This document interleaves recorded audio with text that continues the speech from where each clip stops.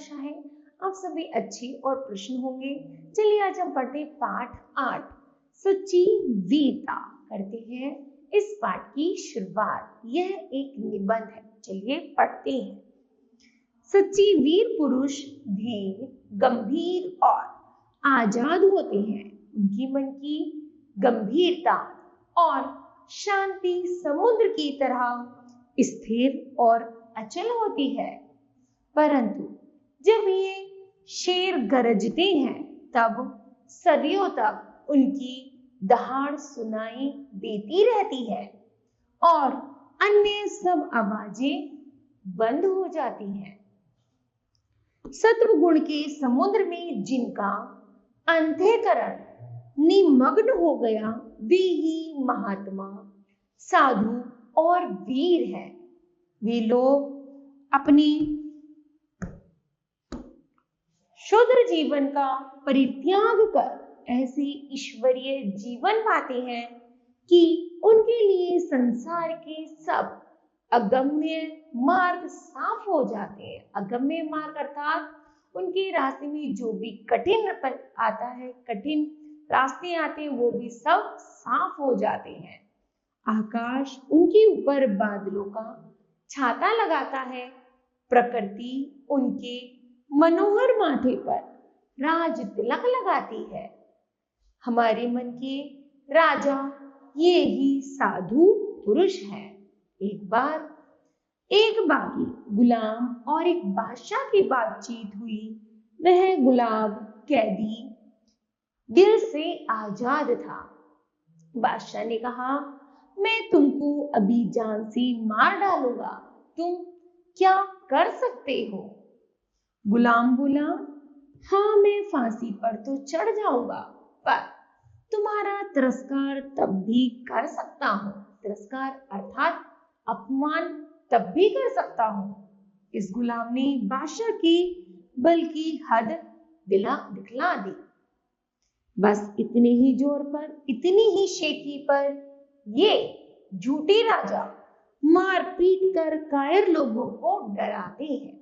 चूंकि लोग शरीर को अपने जीवन का केंद्र समझते हैं, इसलिए जहां किसी ने उनके शरीर पर जरा जोर से हाथ लगाया, वहीं वे डर के मारे अधमरे हो जाते हैं। केवल शरीर रक्षा के निमित्त ये लोग इन राजाओं की ऊपरी मन से पूजा करते हैं। सच्चे वीर अपने प्रेम के जोर से लोगों के दिलों को सदा के लिए बांध लेते हैं। फौज, तोप, बंदूक आदि के बिना ही वे शहंशाह ए जमाना होते हैं। मंसूर ने अपनी फौज में मौज में आकर कहा कि मैं ही खुदा हूं। दुनियावी बादशाह ने कहा, यह काफिर है। मगर मंसूर ने अपने कलाम को बंद नहीं किया। यहां तक कि पत्थर मार मार कर दुनिया ने उसके शरीर की बुरी दशा कर दी, परंतु उस मर्द के मुंह से हर बार यही शब्द निकला, अनलहक। अनलहक अर्थात अहम ब्रह्म से, मैं ही ब्रह्मा हूं, मैं ही भगवान हूं। मंसूर का सूली पर चढ़ना उसके लिए सिर्फ खेल था। महाराजा रणजीत सिंह ने फौज से कहा, अटक के पार जाओ। अटक चढ़ी हुई थी और भयंकर लहरें उठी हुई थी। जब फौज ने कुछ उत्साह प्रकट न किया, तब उस वीर राजा को जोश आया। महाराज ने अपना घोड़ा दरिया में डाल दिया। कहा जाता है कि अटक सूख गई और सब पार निकल गए। लाखों आदमी मरने मारने को तैयार हो रहे हैं। गोलियां धुआंधार बरस रही हैं। आल्प्स के पहाड़ों पर फौज ने चढ़ना ज्यों ही असंभव समझा, त्यों ही वीर नेपोलियन को जोश आया। उसने कहा, आल्प्स है ही नहीं। फौज को निश्चय हो गया कि अल्प्स नहीं है और सब फौजी पहाड़ के पार हो गए। एक भेड़ चराने वाली और सत्वगुण में डूबी हुई युवती कन्या के दिल में जोश आते ही फ्रांस एक भारी शिकस्त से बच गया। वीरता की अभिव्यक्ति कई प्रकार से होती है।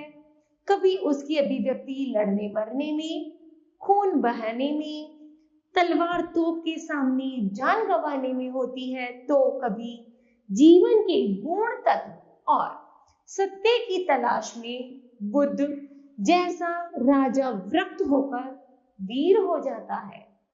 वीरता एक प्रकार की अंत्य प्रेरणा है।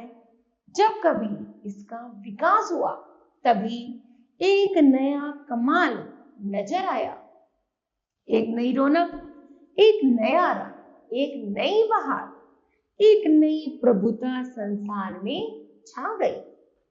वीरता हमेशा निराली और नई होती है। नयापन भी वीरता का एक खास रंग है। वीरता देश काल के अनुसार संसार में जब कभी प्रकट हुई तभी एक नया स्वरूप लेकर आई, जिसके दर्शन करते ही सब लोग चकित हो गए। वीर पुरुष का दिल सबका दिल हो जाता है, उसका मन सबका मन हो जाता है, उसके विचार सबके विचार हो जाते हैं, उसके संकल्प सबके संकल्प हो जाते हैं, उसका बल सबका बल हो जाता है, वह सबका और सब उसके हो जाते हैं। वीरों को बनाने के कारखाने कायम नहीं है हो सकते। वे तो देवदार के वृक्षों की तरह जीवन के अरण्य में खुद ब खुद पैदा हो जाते हैं और बिना किसी के दूध पिलाए, बिना किसी के हाथ लगाए तैयार होते हैं और दुनिया के मैदान में अचानक ही सामने आकर खड़े हो जाते हैं।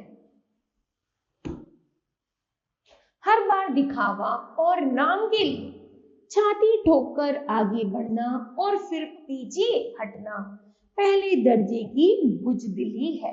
वीर तो यह समझता है कि मनुष्य का जीवन जरा सी चीज है, वह सिर्फ एक बार के लिए काफी है। मानो बंदूक में केवल एक गोली है, उसे एक बार ही प्रयोग किया जा सकता है।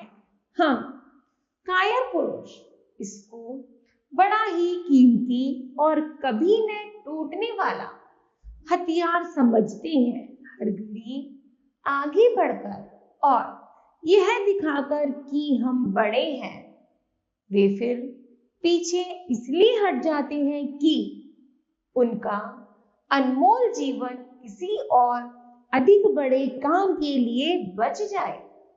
गरजने वाले बादल ऐसे ही चले जाते हैं, परंतु बरसने वाले बादल जरा सी देर में भारी वर्षा कर जाते हैं। अर्थात बच्चों, जो बादल गरजते हैं उनमें बारिश का नामो निशान नहीं होता, अर्थात जो भारी बादल होते हैं वो बरसकर चले जाते हैं। वीर पुरुष का शरीर कुदरत की समस्त ताकतों का भंडार है। कुदरत का यह है कि हिल नहीं सकता। सूर्य का चक्कर हिल जाए तो हिल जाए, परंतु वीर के दिल में जो देवी केंद्र है वह अचल है, अर्थात इसको कोई नहीं हिला सकता। कुदरत की नीति चाहे विकसित होकर अपने बल को नष्ट करने की ही हो, मगर वीरों की नीति उसके बल के हर तरह से इकट्ठा करने और बढ़ाने की होती है। वह वीर ही क्या, जो टीन के बर्तन की तरह झट से गर्म और झट से ठंडा हो जाता है। सदियों नीचे आग जलती रहे तो भी शायद ही गर्म हो और हजारों वर्ष बर्फ उस पर जमती रहे तो भी क्या, मजाल की उसकी वाणी तक ठंडी हो, उसे खुद गर्म और सरद होने से क्या मतलब। सत्य की सदा जीत होती है, यह भी वीरता का एक चिन्ह है। विजय वही होती है जहां पवित्रता और प्रेम है। दुनिया धर्म और अटल आध्यात्मिक नियमों पर खड़ी है। जो अपने आप को उन नियमों के साथ अभिन्न करके रहता है, उसी की विजय होती है। जब हम कभी वीरों का हाथ सुनते हैं, तब हमारे अंदर भी वीरता की लहरें उठती हैं और वीरता का रंग चढ़ जाता है। परंतु प्राय वह चिरस्थायी नहीं होता। इसका कारण यही है, हम सब केवल दिखावे के लिए वीर बनना चाहते हैं। टीन के बर्तन का स्वभाव छोड़कर अपने जीवन के केंद्र में चट्टान पर दृढ़ता के साथ खड़े हो जाओ। बाहर की सतह को छोड़कर जीवन की अंदर की तहों में घुसो, तब नए रंग खिलेंगे। इस तरह बच्चों, यह पाठ पूर्ण होता है। मुझे आशा है कि आप सभी को भी इस पाठ में पढ़ाए गए सच्चे वीर की कहानी से प्रेरणा मिलती है कि हम सभी को सच्चा वीर बनना है। ठीक है, तो मुझे आशा है यह पाठ आप सभी को अवश्य समझ आया होगा। धन्यवाद।